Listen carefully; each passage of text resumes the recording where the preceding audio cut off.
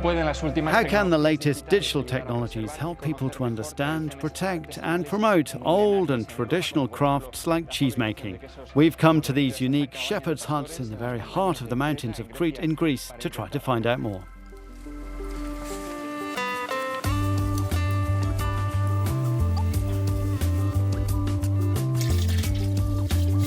At 73 years old, Alekos Antagiadas still makes cheese the way he learnt from his uncle when he was a small boy.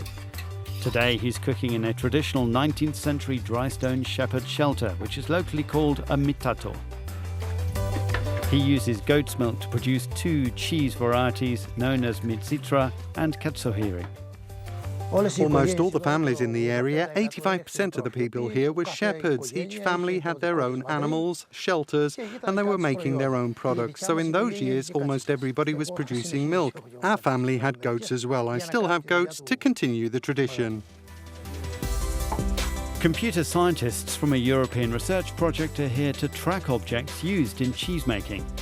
They're also interested in understanding the wider picture, intangible aspects of these ancestral activities, materials used, crafters' movements and dexterity, and the geographical, architectural and cultural contexts of where these crafts came from and once thrived. We're firstly using scanners to study the tangible objects of the cultural heritage. Secondly, we record the movements so we can mimic and recreate the gestures they do while exercising their crafts. And thirdly, and very importantly, is we recreate the cultural contexts and historical processes, the values and the collective community memories in which the crafts were born.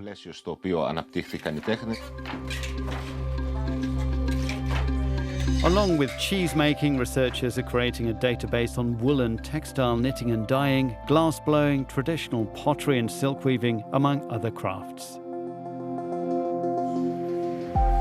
Now, interactive augmented reality and mixed reality tools are used to relate the traditional activities to the diverse historical and geographical environments where they developed. We had to work on a general methodology for the acquisition of data of all these traditional crafts and to showcase them. This was difficult.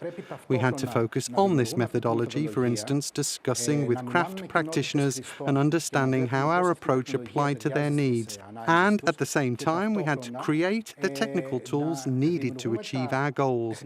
That was a great challenge.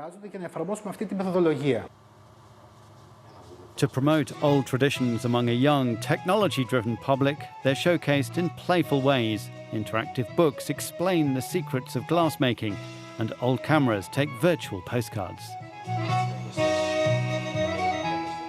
We created these applications so we can make the results of our research more reachable and more comprehensive. Our research has to be more playful to attract the audience. In order to maintain the traditional crafts, we must draw the interest of people in different ways. We have to modernize the stories. Scientists say the survival of craft traditions and landscapes depend on their economic viability, through ecotourism, for instance. Researchers say digital tools can help with that goal.